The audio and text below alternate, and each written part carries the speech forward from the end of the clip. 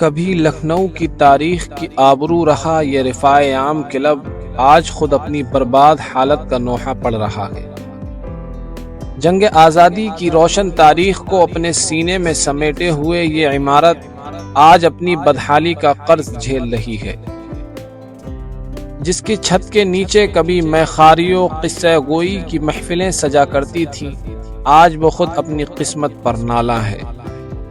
شکستہ، خاموش، جرجر اور خستہ حال اس عمارت میں ایک روشن ماضی بستا ہے، لیکن موجودہ حالت اس کے ماضی کو برباد کرنے کے لیے بے قرار ہے۔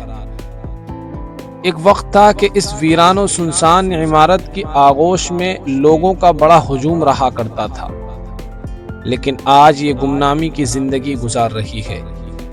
گویا کہ لوگوں کی بے رخی دیکھ کر یہ عمارت اپنی زبان حال سے کہتی ہے، کانٹا سمجھ کے مجھ سے نہ دامن بچائیے، گزری ہوئی بہار کی ایک یادگار ہوں میں۔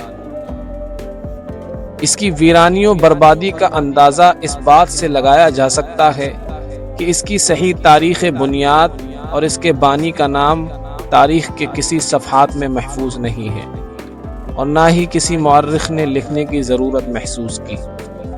البتہ غالب گمان ہے کہ 1860 کے قریب نواب واجد علی شاہ نے اس کی تعمیر کرائی تھی۔ یہ خوبصورت عمارت لکھنؤ سٹی اسٹیشن کے پاس قیصر باغ جانے والی سڑک کے کنارے ایک سنسان میدان میں واقع ہے۔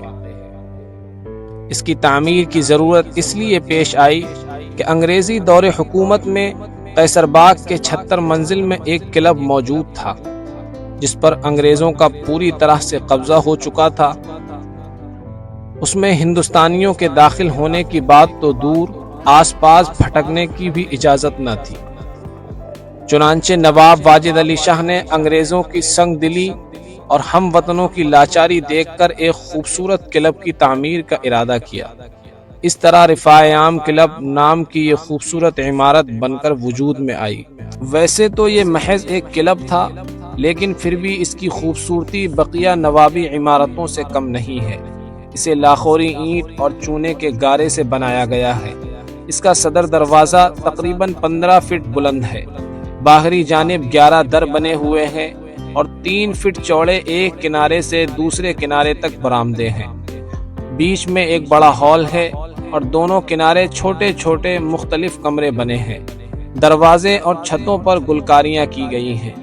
صدر دروازے کے اوپر تقریباً 50 فٹ بلند ایک خوبصورت اور روشن دار مینارہ ہے، اور دونوں سرے پر چھوٹے چھوٹے 2 مینارے ہیں، اور بیچ میں بڑے ہی تناسب کے ساتھ چھوٹے بڑے درجنوں مینارے بنے ہوئے ہیں، جو اس کی خوبصورتی کو مزید نمایاں کرتے ہیں۔ ایک وقت تھا کہ لوگ یہاں آتے تھے اور حقہ، بیڑی، تاش، کیرم بورڈ اور شعر و شاعری میں مشغول رہتے اور ظرافت و خوش مزاجی سے اپنے غم کا بوجھ ہلکا کرتے تھے۔ اس عمارت سے بہت ساری یادیں اور اہم تاریخ جڑی ہوئی ہیں۔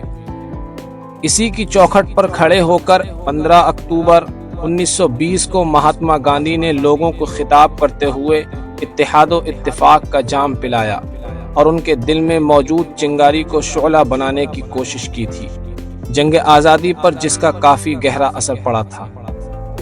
26 اپریل 1922 کو سردار ولبھ بھائی پٹیل اور پنڈت جواہر لال نہرو نے اسی کے در سے مجاہدین کو پیغام سنایا اور تحریک آزادی کو مزید قوی بنانے کی اپیل کی تھی۔ اس کے علاوہ یہاں پر بہت سی تاریخی کانفرنسیں اور شعر و شاعری کی مجلسیں بھی منعقد ہو چکی ہیں، لیکن آج یہ عمارت کبھی شرابیوں اور جواریوں کا اڈا بنتی ہے، تو کبھی چھت کی تلاش میں ادھر ادھر بھٹکنے والے بنجاروں کے رات گزارنے کا ٹھکانہ۔ اس عمارت کا اب اس قدر برا حال ہو چکا ہے کہ اس کے صحن میں اب شہر کے کوڑے کرکٹ اور محلے کی غلاظتیں پھینکی جاتی ہیں۔